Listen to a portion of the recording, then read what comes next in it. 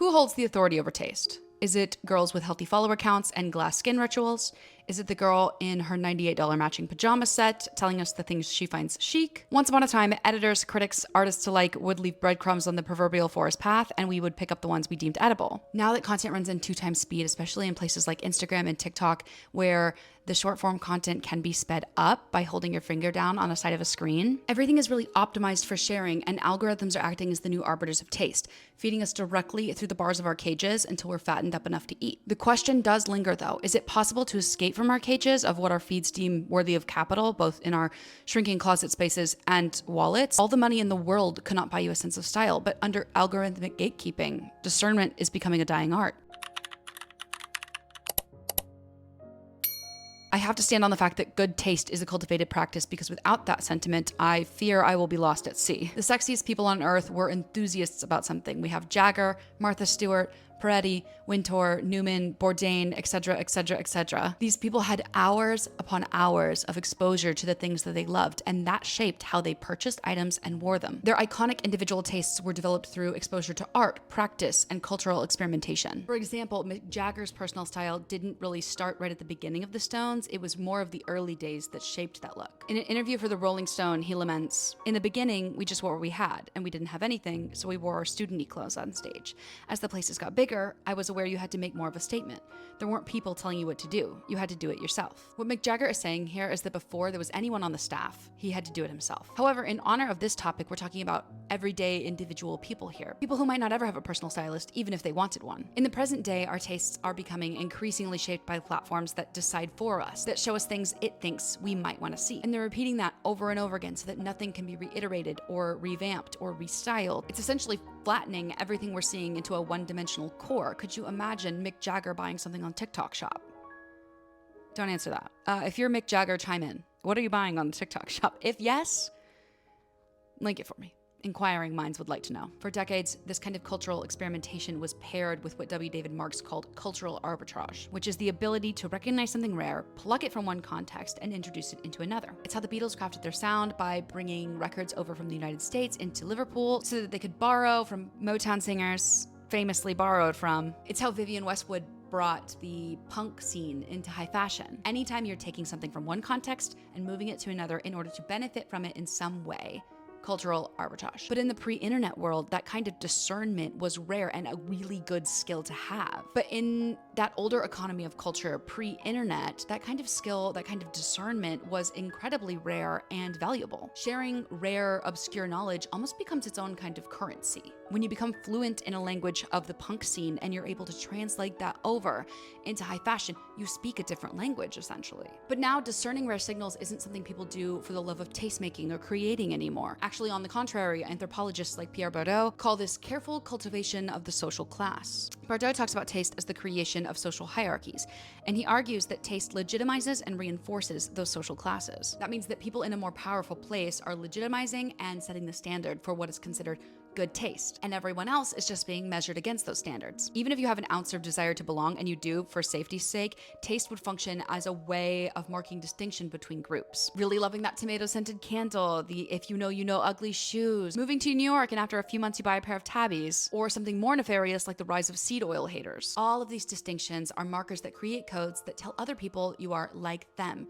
It's your desire to belong. Of course, I'm not saying you couldn't organically like a pair of tabbies or that you can't actually love a tomato-scented candle, but I think it's interesting to notice just how in mass people love these items. Do we all really, truly love the same thing? Is that okay? I don't know if I have the answers to these things yet. There's certainly nothing wrong with wanting to belong or something being popular truly because it is interesting to the masses, or a generally enjoyable thing like a tomato-scented candle. Delicious if you eat candles, I guess. But I think it would be advantageous to explore how this has snowballed into a hyper-consumption cycle. I think we'll find that modern day marketers are artificially manufacturing this scarcity and exclusivity of these items. This scarcity and exclusivity cycle keeps our closets packed full and our self-worth hinging on the fact that we need to buy one more item in order to feel like ourselves again. If Marx frames taste as a kind of currency exchange, then Bourdieu went further. He argued that taste is never neutral and it reinforces who actually belongs in a space. So now what do we do that the algorithm is the gatekeeper of what's in? Our almighty algorithm, our shiny new gatekeeper, flattens taste entirely by rewarding the content that's optimized for virality, which creates a cycle that suppresses our individuality but also simultaneously convinces us we're the main character.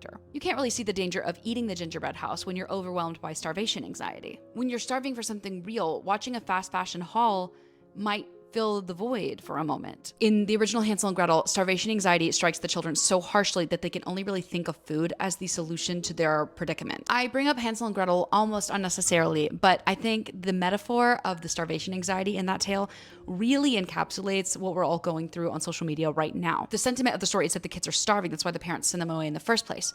So when they're walking through the woods, when they're dropping the breadcrumbs, when they're eating the gingerbread house, they're not totally thinking clearly because their primary objective is to feed themselves. And I think in a way that might be what we're doing with good taste when we're scrolling and scrolling and scrolling. And if you're especially interested in fashion as a whole, you're looking for substance. You're looking for something real. You're looking for something to sink your teeth into and you're not finding it. And so you're taking whatever you can get along the way, even if you know it's a trap. Of course, this is entirely too rich coming from someone like me. I've worked in social media for 8 or 9 years, specifically in the fashion space. I've created style content myself in the past. I'm aware that you do need to optimize for virality in order to see any fruit of your labor. Arguably, that's why I started my Substack account, so that I could kind of move away from having to optimize everything so that people would see it. And I'm still going to post what I like to post on those other platforms, but my Substack is where I can really just focus on good writing and not necessarily a good hook for a video. I think I'm just to the point where I just really want to create something good, not necessarily something viral. I very rarely have a haul to show my audience, but that's also because I don't really do shopping in large quantities.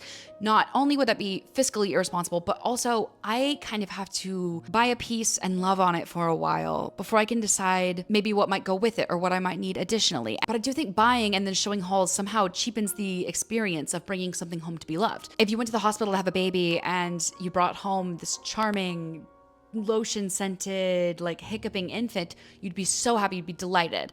But if you brought home 8 of them, even if they're equally charming, you might check yourself in somewhere by midnight. I'm just being so, as somebody who has brought home an infant, I'm being so for real with you. That would be hell. And while Saison cardigans aren't necessarily akin to infants, I do think every item that you bring into your closet needs to be adequately loved and cared for, and given the time of day. And I don't think I can be attached to a bulk of items all at once. I do think I need the adequate bonding time with each of my children. Saison cardigans. So it's true. Algorithms demand quantity from us, but taste demands intimacy. But what of cultural fluency if not for a Labubu on a Miu Miu bag? There might be something to be said for the ability to blend in, the ability to shapeshift. Likes to play Mirror Ball by Taylor Swift. She's getting some heat right now, but I do think that's a good song. The ability to signal to other people that you belong. Is that worthless? The ability to signal to other people that you are, if not more so, plugged in than they are. Sometimes following popular fashion trends just helps create a shared experience, a shared culture. And it also eases the stress of decision making. Individuality can feel like an extreme sport when cohesion and consistency in style are a hell of a lot easier. And they also come with fun perks like likes, comments, shares, and shared experience. Maybe building your personal style isn't such a serious endeavor as I just made it out to be. But what if it is? Let's investigate. Finding your personal style means you're pursuing something very specific. I think people throw around find your personal style all of the time on the internet and then they don't actually tell you how. I believe this to be disingenuous. Maybe intentional, maybe not intentional. I think it's almost a command without instructions. It's not very clear, it's not very decisive. How am I supposed to find my personal style because someone told me to on the internet? Of course, you can do your own research on things. I'm not treating you like a child, but you're gonna hear this instruction so many times, and you'll also hear my own instructions at the end of this video. And I agree that sometimes this can fall flat when you have maybe potentially some obstacles stopping you from really doing deep diving exploration, or maybe you simply just do not care that much. I totally get it. Finding your personal style insinuates that you are looking for something specifically. You're not looking for the best outfit of all time. Your goal is self-possession. If you can muster up the patience, I think your personal style journey is going to be as much of an inward one as it is external. Should you escape the trend cycle? When the world was less connected, people who cultivated a great personal style could stand out. Now we all have the same For You page, the same Adidas Sambas, the same water bottle, the same customizable leather-bound Parisian journal. I wrote this in my Substack and I'm going to read it for you now. To have great style in the current day, one must run from the rich aroma of trends, back through the forest and all the way home to the things that make us, us. Rooting your style in broader cultural practice is going to give you a more enduring taste over time. So no, you don't have to escape the trend cycle if you just truly don't want to or you truly don't care. I think there is something to be said for people who blatantly say, I don't care about something. That's a dying art too. I really do. Saying I just don't have the mental energy to deal with this or even want to is totally acceptable in a lot of cases. Not all, but in a lot of cases, it's becoming an increasing demand that you must say no to things you do not care about in order to free up mental space for the big things that you must care about. If this is you, no harm, no foul, I do think it is something you should care about, but that's personal opinion. I will give you some advice though. If you're refusing to care about style or if you know somebody who is, it could be due to perfectionism. As a recovering perfectionist myself, I do often find that I will not start something if I don't know that I can do it perfect because I know that I will quit and then I will have failed. Style is not like that. You cannot fail at style. While certainly people can offer their critiques on your outfits and cutting shows like What Not to Wear exist, it is not as if criticism is devoid from our culture. However, personal style is just that. It's personal. There's really no wrong way you can go about it. I'm sure you'll be able to find an example for me in the comments, but I'm unsure. Actually, in practice, good personal style is rarely by accident. Taste takes work. Good taste is often expressed through things like a single output, like capital F fashion or interior design or art or music or history or books. A single output, but it's typically shaped by the exposure of a variety of diverse inputs. After all our time together, I cannot leave you with the door barred without a way forward. Best ways to begin, or rather restart if you're on that journey as well. Hide deceptively in plain sight.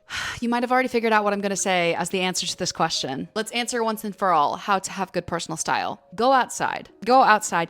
Touch grass, if you will. If you have time, go to your local library, peruse books, look at book covers, God forbid read one of them. You know what I mean? I'm including myself in this. Don't worry. Peruse any section that interests you, especially if it is not about fashion at all. Read cookbooks, travel diaries, memoirs, learn about other people's lives and experience them through the love of reading. Read personal essays. Oh my God, read personal essays. I really do think this is very key to personal style. I have always said this to myself in my head.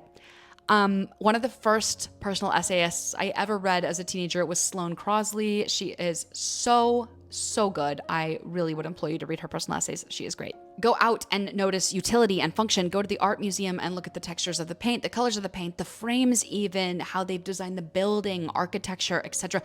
There are so many details of life yet to be noticed, and all of them are going to inform how you select items and wear them on the daily. Speaking of daily, look at your daily drivers. Do you wear low top or high top sneakers? Do you opt for shiny leather or a matte leather? Look at the details of your own life, of your own favorite items, and determine what it is you really love about them. Look at photos of people who wear similar items and steal what you like from their style and leave the rest. Listen, look, notice, ask, answer. I promise you that once you get into this very simple routine of noticing things, the personal style becomes incredibly easy. And I would also like you to take note that your personal style isn't going to be a uniform that you wear every single day the same way for the rest of all time. I think that's pretty rare, actually. I do think your tastes change individually over time. I really wouldn't worry about it so much if you love a skirt this year and the next year you decide that was the ugliest effing skirt you've ever seen.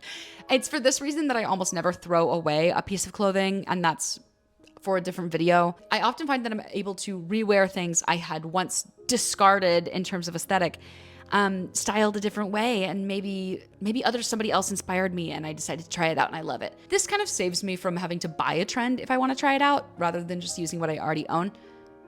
But I digress. Let's conclude this essay with a question.